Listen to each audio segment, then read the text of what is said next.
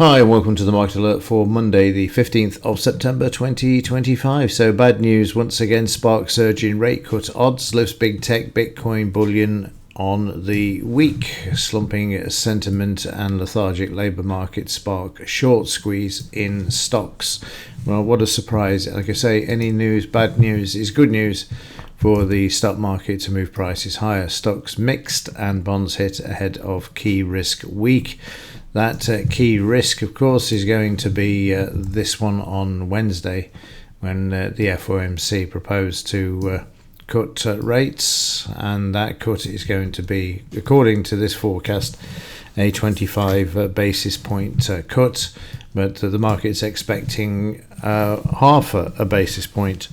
So it's going to be interesting, actually, because if it only comes out at a quarter cut, then the market is likely to move lower because of the expectation that it was hoping for more. So let's see what happens on Wednesday. But all focus is going to be certainly in that direction over the next couple of days. Right, let's have a look at this continuing move to the upside and have a look at the Dow. So the Dow on Friday moved back to the downside there. You can just see it did make a new all-time high. Friday was the 12th. The all-time high is at 46,139. However, overnight prices are staying above the 5-bar moving average in the daily chart there. So a bit of a pullback on Friday, which you can see in the cash market there. Prices moving lower. However, we have bounced off the low of Friday there. Market trying to move back to the upside there. And just go back to the daily chart. Let's just have a look. Yeah, so we've got this situation, and where the uptrend is intact. We've got the 46139 all-time high, that ascending triangle formation where the market likes to blast through at the moment. So let's see what happens. Let's have a look at the DAX. Again, the DAX continues to trade in a sideways move. It's not selling off and it's not moving higher. It's just stuck in this sort of coiling situation where it's more than likely to break out to the upside than the downside.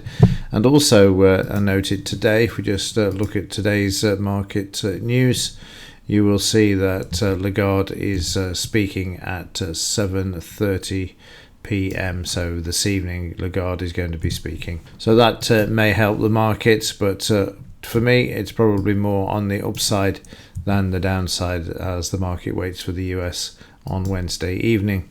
There you can see on Friday the market moving higher, and then down we went, and then we got stuck in a sideways range at the close of Thursday, so you can see there.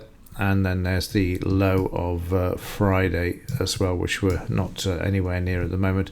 We're above the DP and also above the close as well. The 200 MA and the averages are looking quite positive there as well at the moment.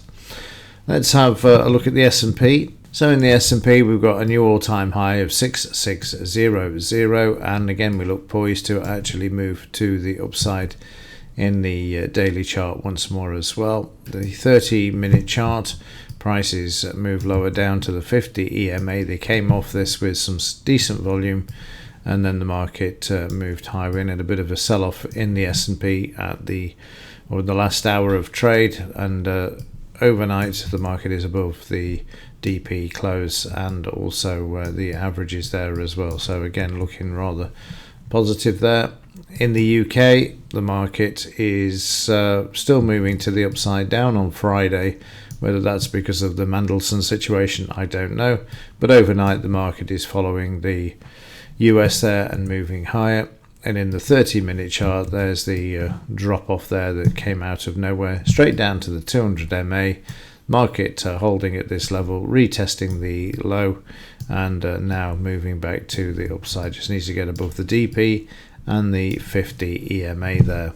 In the US dollar, well, this is going to trade sideways, that's for sure, until Wednesday evening, just to see what the Fed are going to do. So stuck in the sideways range there for the US dollar.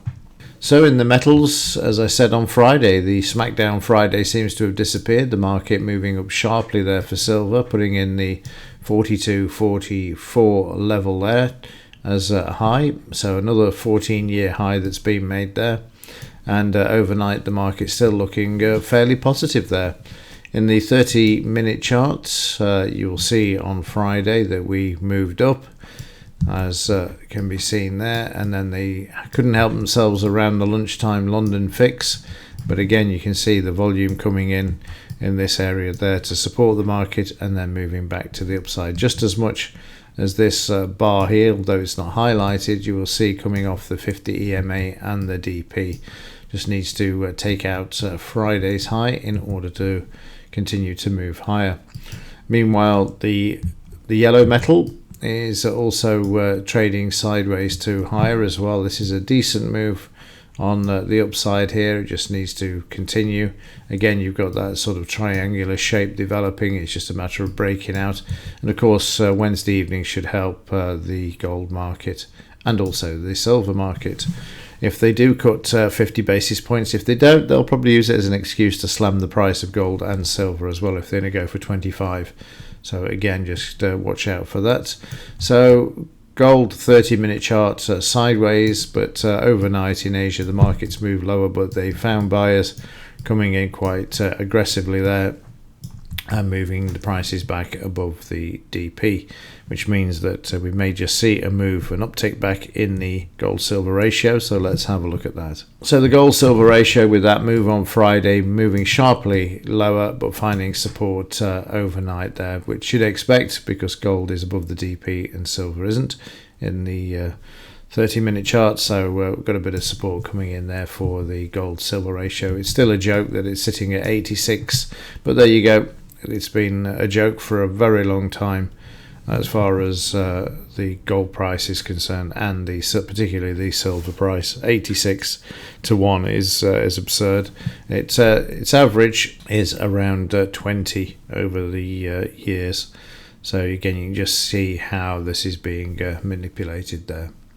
Right, let's have a quick look at Friday's trades. So in the pre-market, we see the DAX moving higher, and then it gets slammed to the downside, which you can see there as it waits for the cash market to open. Prices then move up, they hit the high, and this stalls the market immediately, and then we have to have a period of consolidation before trying to attempt to move higher once more.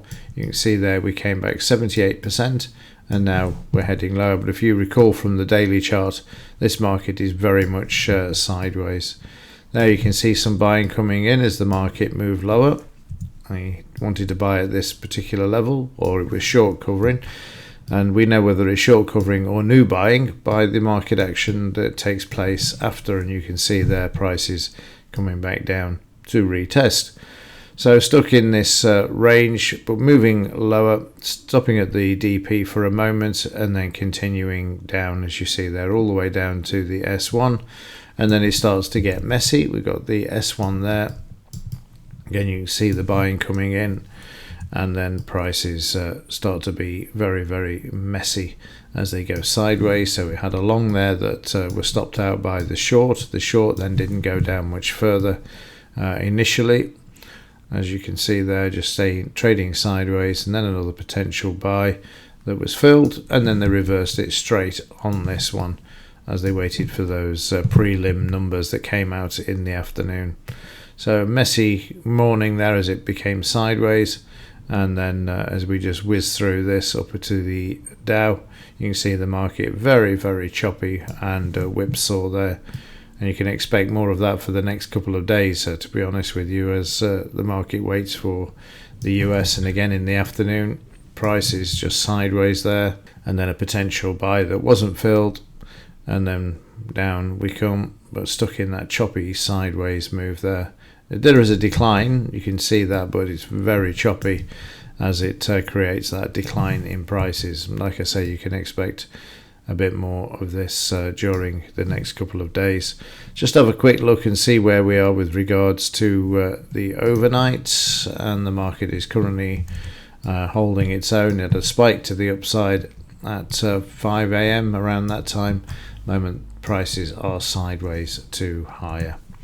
So like I say, the market's obviously poised and waiting for the Fed. and it's going to be interesting that the forecast is only a quarter of a basis point. So it will be interesting to see if it actually comes out as that. And if it does, then there's going to be an expectation that wasn't met, and then we could see a bit of volatility. And if not, and we get 50 basis points, a surprise for the market, then we can expect to see higher gold, silver, and decline in the dollar, and stock markets blasting north. But otherwise, that now throws a spanner in the works with the forecast at a quarter, and they can use that to actually move prices lower, particularly in the metals, and shake out some of those long positions. Right, that's it for this one. Let's see what unfolds today, but I'm expecting rather a quiet couple of days, to be honest. But who knows, especially on the geopolitical front. So with that, have a great day, and as ever, thanks for watching. See you in the next one.